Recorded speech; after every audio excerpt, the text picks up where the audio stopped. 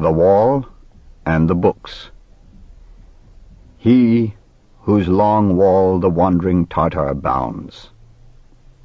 Dunciad, 2:76. I read some days past that the man who ordered the erection of the almost infinite wall of China was that first emperor, Shi Huangdi, who also decreed that all books prior to him be burned. That these two vast operations, the 500 to 600 leagues of stone opposing the barbarians, the rigorous abolition of history, that is, of the past, should originate in one person and be in some way his attributes, inexplicably satisfied, and at the same time disturbed me. To investigate the reasons for that emotion is the purpose of this note. Historically speaking, there is no mystery in the two measures. A contemporary of the wars of Hannibal, Shi Huangdi, king of Qin, brought the 6 kingdoms under his rule and abolished the feudal system. He erected the wall because walls were defenses. He burned the books because his opposition invoked them to praise the emperors of olden times. Burning books and erecting fortifications is a common task of princes. The only thing singular in Shi Huangdi was the scale on which he operated. Such is suggested by certain sinologists, but I feel that the facts I have related are something more than an exaggeration or hyperbole of trivial dispositions. Walling in an orchard or a garden is ordinary, but not walling in an empire. Nor is it banal to pretend that the most traditional of races renounce the memory of its past, mythical or real. The Chinese had 3,000 years of chronology, and during those years the Yellow Emperor, and Zhuangzi, and Confucius, and Lao Tzu, when Shi Huangdi ordered that history begin with him. Shi Huangdi had banished his mother for being a libertine. In his stern justice the orthodox saw nothing but an impiety. Shi Huangdi perhaps wanted to obliterate the canonical books because they accused him. Shi Huangdi perhaps tried to abolish the entire past in order to abolish one single memory, his mother's infamy. Not in an unlike manner did a king of Judea have all male children killed in order to kill one.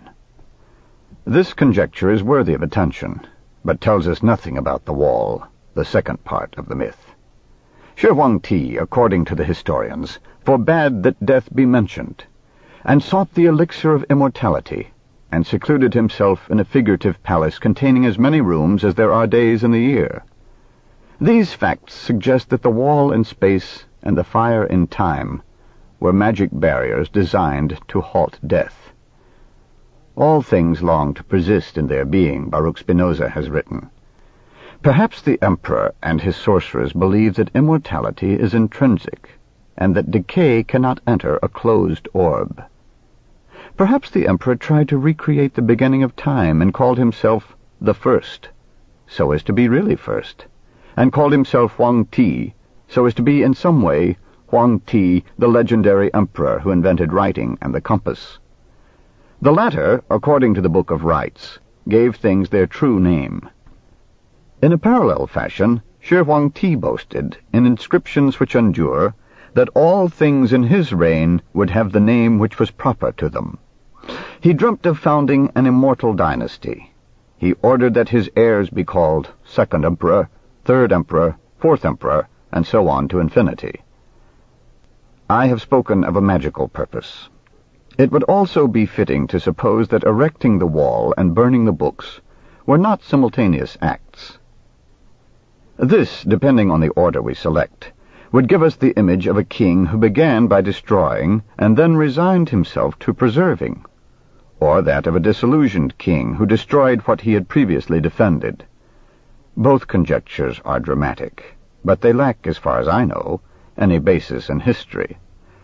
Herbert Allen Giles tells that those who hid books were branded with a red-hot iron and sentenced to labor until the day of their death on the construction of the outrageous wall. This information favors or tolerates another interpretation. Perhaps the wall was a metaphor. Perhaps Shi Huangdi sentenced those who worshipped the past to a task as immense, as gross, and as useless as the past itself. Perhaps the wall was a challenge, and Shi Huangdi thought, Men love the past, and neither I nor my executioners can do anything against that love. But some day there will be a man who feels as I do, and he will efface my memory and be my shadow and my mirror, and not know it. Perhaps Shi Huangti walled in his empire because he knew that it was perishable, and destroyed the books because he understood that they were sacred books. In other words, books that teach what the entire universe, or the mind of every man, teaches. Perhaps the burning of the libraries and the erection of the wall are operations which in some secret way cancel each other. The tenacious wall which at this moment, and at all moments, casts its system of shadows over lands I shall never see, is the shadow of a Caesar who ordered the most reverent of nations to burn its past. It's plausible that this idea moves us in itself, aside from the conjectures it allows. Its virtue may lie in the opposition of constructing and destroying on an enormous scale. Generalizing from the preceding case, we could infer that all forms have their virtue in themselves, and not in any conjectural content. This would concord with the thesis of Benedetto Croce. Also, Pater in 1877 had affirmed that all arts aspire to the state of music, which is pure form. Music, states of happiness, mythology, faces belabored by time, certain twilights, and certain places try to tell us something, or have said something we should not have missed, or are about to say something. This imminence of a revelation which does not occur is perhaps the aesthetic phenomenon.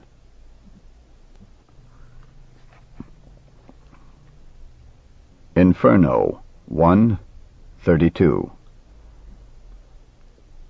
From the twilight of day till the twilight of evening, a leopard, in the last years of the 13th century, would see some wooden planks, some vertical iron bars, men and women who changed, a wall, and perhaps a stone gutter filled with dry leaves.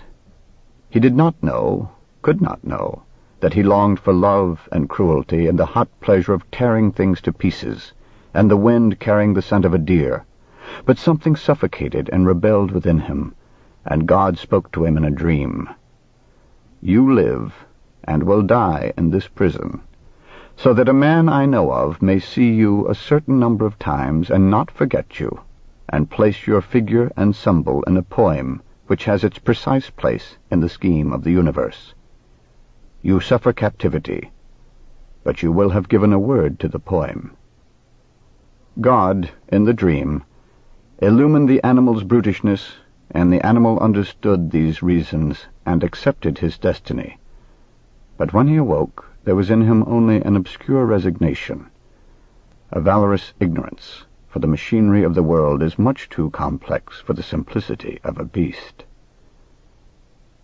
Years later, Dante was dying in Ravenna, as unjustified and as lonely as any other man. In a dream, God declared to him the secret purpose of his life and work. Dante, in wonderment, knew at last who and what he was, and blessed the bitterness of his life.